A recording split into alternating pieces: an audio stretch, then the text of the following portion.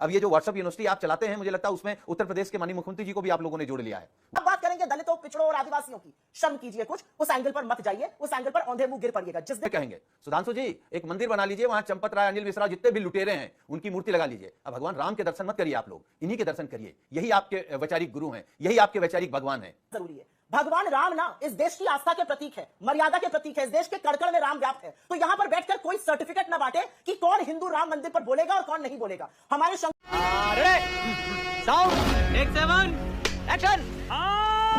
लेकिन खैर, मैं कांग्रेस पार्टी और समाजवादी पार्टी से एक एक करके यह सवाल जानना चाहती हूं।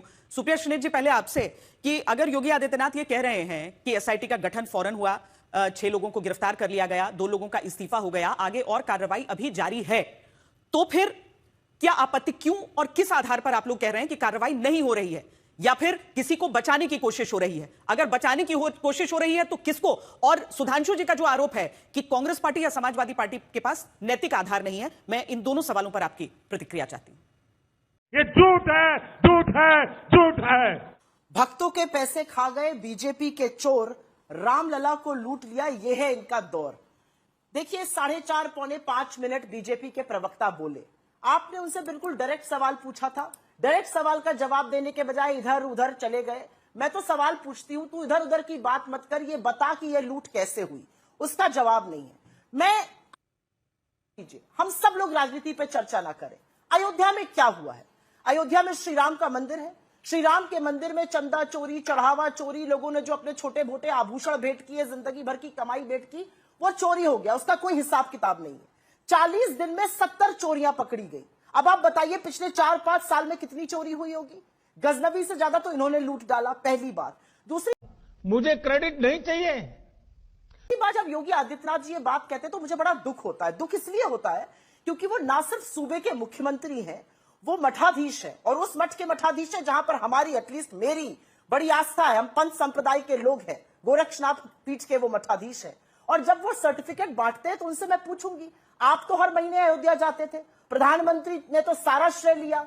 भाई, राम जन्मभूमि का निर्माण का ऑर्डर सुप्रीम कोर्ट से आया, लेकिन भूमि पूजन से लेकर शिलान्यास, शिलान्यास के बाद उद्घाटन, उद्घाटन के बाद प्राण प्रतिष्ठा, प्राण प्रतिष्ठा के बाद ध्वजारोहण किसने किया? नरेंद्र मोदी जी ने किया। अकेले बैठकर किया, हमारे धर्म के शिरोमणि शंकराचार्यों को बाहर निकालकर किया।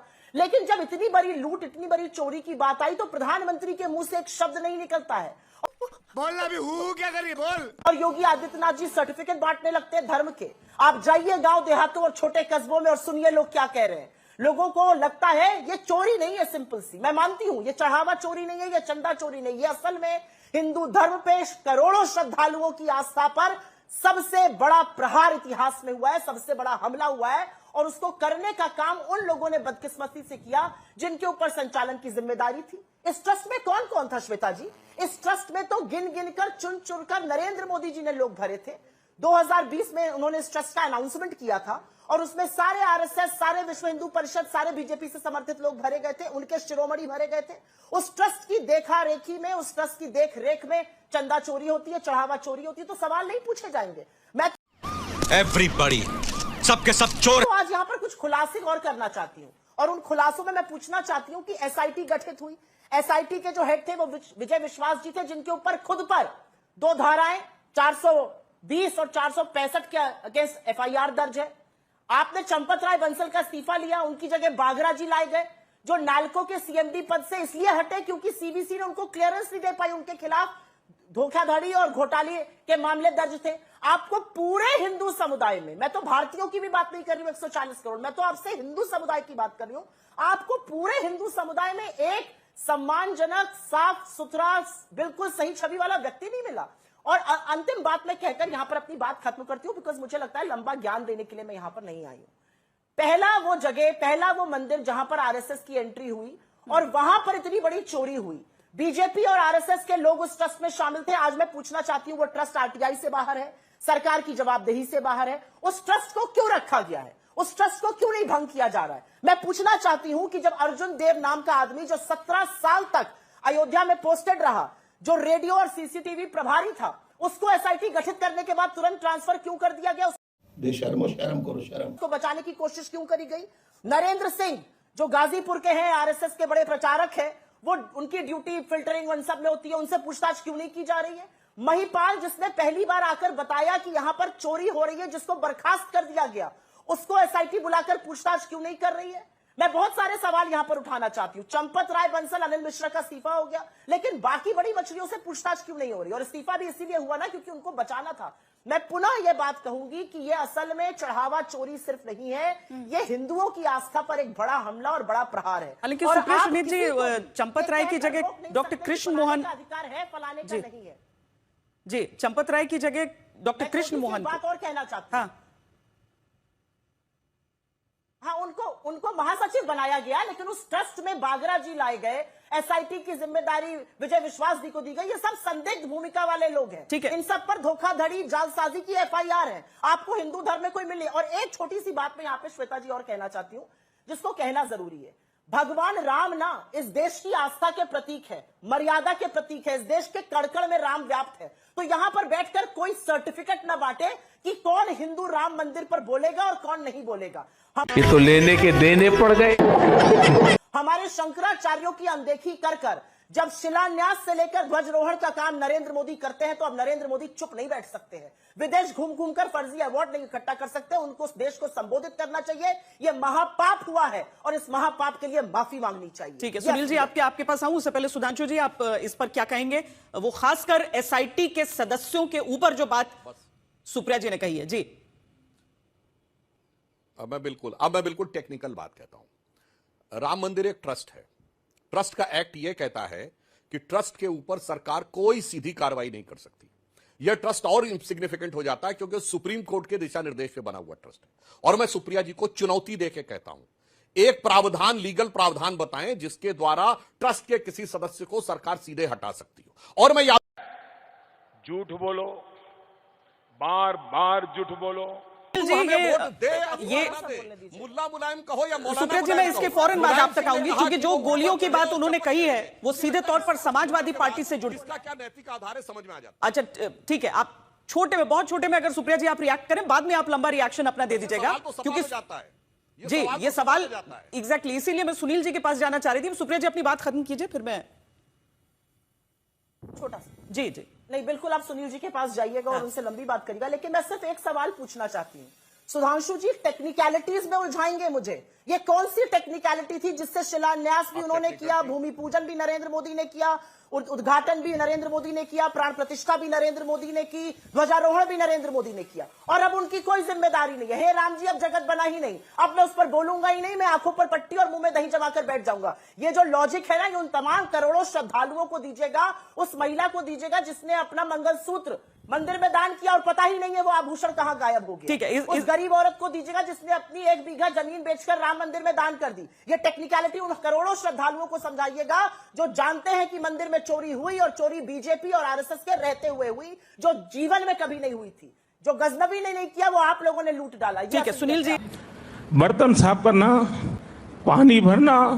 आप क्या कहते हैं योगी आदित्यनाथ के उस आरोप पर, जब वो कहते हैं कि समाजवादी पार्टी को कोई अधिकार नहीं कि वो बोले? पहली फुर्सत में निकल। देखिए श्वेता जी, मैं बहुत अनुरोध के साथ आपके कार्यक्रम में इस बात को कह सकता हूं कि हम लोग सनातनी हैं, हिंदू हैं, भगवान राम को मानते हैं, कृष्ण को मानते हैं, शिव को मानते हैं, देवी को मानते हैं।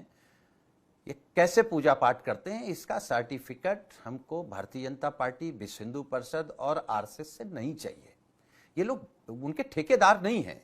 और मैं बड़ी जिम्मेदारी के साथ कह सकता हूं कि जब सर्वोच्च न्यायालय ने यह फैसला दिया कि भगवान राम का मंदिर बनेगा, तो सरकार ने सुनियोजित ढंग से उसी दिन नरेंद्र मोदी जी की सरकार ने, बीजेपी की सरकार ने यह तय कर लिया कि हमको भगवान राम के नाम पर लूट करनी है।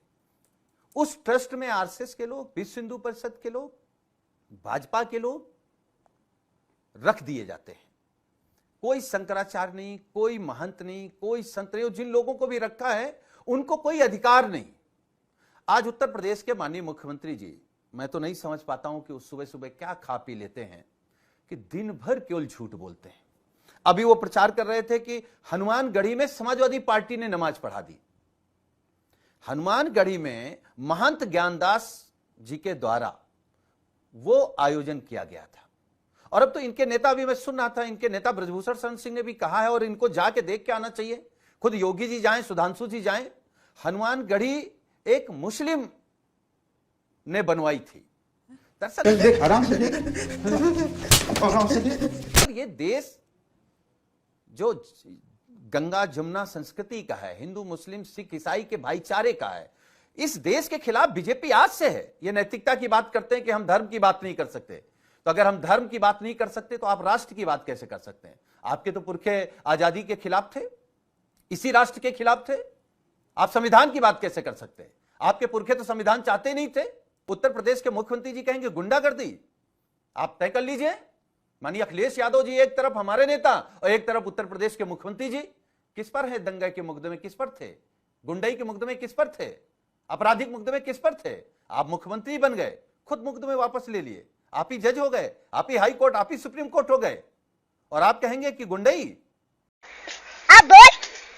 हम तो आज तक के कार्यक्रम में कहेंगे, सुधांशु जी एक मंदिर बना लीजिए, वहां चंपत राय, अनिल मिश्रा, जितने भी लुटेरे हैं उनकी मूर्ति लगा लीजिए। अब भगवान राम के दर्शन मत करिए, आप लोग इन्हीं के दर्शन करिए, यही आपके वैचारिक गुरु हैं, यही आपके वैचारिक भगवान हैं। और ये सुधांशु जी, हनुमान जी को आप नचा देंगे अपने कार्यक्रम में, फिर बताएंगे ये अंगद जी हैं। ये गाय को भी अलग अलग तरीके से बताते हैं, ये अद्भुत हिंदू हैं। मछली खाने को कभी अच्छा बता देंगे, कभी गाय को कुछ बता देंगे, कभी हनुमान जी को नचाने के बाद उनको अंगद बता देंगे, भगवान राम का मंदिर लूट लेंगे और दूसरे से कहेंगे कि आप लूट पर बात करने की आपकी नैतिकता नहीं है। बहुत टेक्निकल बात कर रहे थे, तो आप बताइए कि टेक्निकल ये आरोपियों को कब तक आप पकड़ेंगे? और एसआईटी जो सुप्रिया जी ने कहा है, उन किसी भी बातों को मैं दोहराना नहीं चाहता हूं, लेकिन आपकी मंशा और उत्तर प्रदेश में योगी आदित्यनाथ जी और मोदी जी लगातार इस प्रयास में हैं कि असली लुटेरे ना पकड़े जाएं। क्योंकि श्वेता जी, अगर एसआईटी की सही रिपोर्ट आ गई या सही जांच हो गई तो यह जांच बीजेपी मुख्यालय तक जाएगी, आरएसएस मुख्यालय तक जाएगी, अब तो कोर्ट, हिंदू परिषद के मुख्यालय तो कोर्ट को रिपोर्ट देनी है ना। बड़े बड़े बीच में ना बोल। अब आप लोगों को क्या भरोसा है कि इसमें न्याय होगा, इंसाफ होगा, या फिर 2027 को देखते हुए यह मुद्दा केवल राजनीतिक रूप में जीवित रखा जाएगा? 4 मिनट तक सुधांशु जी बोले, मैं उनके क्रमवार चीजों का जवाब दे देती हूं और बिल्कुल आपके सवाल का सीधा जवाब दूंगी जी। दलितों की बात कौन कर रहा है? बीजेपी और आरएसएस। आरएसएस का एक भी प्रमुख अपने 100 वर्ष की हिस्ट्री में आप एक दलित या पिछड़े वर्ग का व्यक्ति नहीं बना पाए। 20 जगह सरकारें हैं, एक दलित मुख्यमंत्री नहीं। आप दलितों की बात करिएगा। शिलान्यास हुआ, इस देश के राष्ट्रपति तब दलित थे, उनको नहीं बुलाया गया। उद्घाटन हुआ, आदिवासी समाज की महिला, हमारे देश की उच्चतम फर्स्ट सिटीजन राष्ट्रपति हैं, उनको नहीं बुलाया गया। आप बात करेंगे दलितों, पिछड़ों और आदिवासियों की, शर्म कीजिए कुछ, उस एंगल पर मत जाइए, उस एंगल पर औंधे मुंह गिर पड़िएगा। जिस दिन आरएसएस सरसंचालक दलित बनेगा उस दिन बात करिएगा। ये पहली चीज। ये बड़ी अच्छी बात कही आप कि हम लोग जिस समाज से आते हैं, आज हमारे घर की पहली रोटी आज भी गाय को ही जाती है, दूसरी हम लोगों को मिलती है या बच्चों को मिलती है। तो हमारी आस्था है गाय पर। हम गाय को आप कहने के लिए माता बोलते हैं, हम तो मानते हैं मां, और उसी गाय को आपके बीजेपी की सरकार में कटवाया जाता है। बीफ पर प्रधानमंत्री जी सीना चौड़ा करके कहते हैं कि हम दुनिया के दूसरे नंबर के सबसे बड़े वो हो गए हैं। तो आप लोगों की नैतिकता कहां है? आंख में कुछ शर्म वाला पानी बचा है आप लोगों में, या बिल्कुल धर्म को धंधा बना दिया है? ये धर्म को धंधा मत बनाइए, धर्म को आस्था रहने दीजिए। आप देश को तो वैसे भी लूट रहे हैं, कुछ आपके अपने लोग मिलकर लूट रहे हैं, और उत्तर प्रदेश में योगी जी भ्रष्टाचार की बात कर रहे हैं। श्वेता जी, कोई एक्सप्रेस, कोई सड़क इन लोगों ने ऐसी नहीं बनाई जो उद्घाटन से पहले या उद्घाटन के बाद न धंस जाए। ये लोग भ्रष्टाचार की बात करेंगे। ये भगवान राम का मंदिर भी लूटते हैं और शिक्षा का मंदिर भी बंद करते हैं। योगी जी की क्या उपलब्धि है? उत्तर प्रदेश में कितने हजार प्राइमरी स्कूल आपने बंद किए, बताएंगे आज तक पर? और कितने नए ठेके खोले हैं, ये भी बता दीजिए, तो लोग समझ जाएं कि आप किस तरीके के राष्ट्रवादी हैं, किस तरीके के हिंदू हैं, किस तरीके के सनातनी हैं, किस तरीके के लोग हैं आप। मतलब केवल आप लोग आते हैं, हमको तो ये लग गया है, अब ये जो व्हाट्सएप यूनिवर्सिटी आप चलाते हैं, मुझे लगता है उसमें उत्तर प्रदेश के माननीय मुख्यमंत्री जी को भी आप लोगों ने जोड़ लिया है, वो भी उसी से बोलते रहते हैं, केवल झूठ बोलना।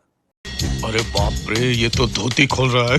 अगर आपको सच में तुलना करनी है श्वेता जी, उत्तर प्रदेश में विकास को लेकर के, तो हम तो खुले मन से कह रहे हैं। आप मानिए अखिलेश यादव जी से तुलना कर लीजिए, क्या जनेश्वर पार्क से बेहतर पार्क आप बना पाए? जो समाजवादी सरकार में एक्सप्रेसवे बना उससे बेहतर एक्सप्रेसवे बना पाए? आप क्या 19 लाख लैपटॉप बांट पाए? आप कर क्या पाए हैं? क्या लखनऊ से बेहतर रिवर फ्रंट बना पाए? जेपीएनआईसी आपने सड़ा दिया, सबसे अच्छी बिल्डिंग। आप लोग, क्योंकि मुझे ऐसा लगता है कि बीजेपी के लोगों के मन में कुछ बनाने का है ही नहीं। इनसे बिगड़वा लो, ध्वस्त करा लो, विध्वंस करा लो, जहर उगला लो, भाई भाई से झगड़ा करा दो और हिंदू मुसलमान से करा दो, अगड़े पिछड़े में करा दो, ये इनको बेहतर आता है। इससे देश का नुकसान हो रहा है। हमारी आपकी तो राजनीति चल सकती है, क्या करोगे ऐसी राजनीति का सुधांशु जी, जहां नफरत फैल जाए, ठीक है सुधांशु जी, एक दूसरे पर भरोसा न रह जाए, जी, जहां केवल भ्रष्टाचार हो। वाह मोदी जी, वाह वाह वाह।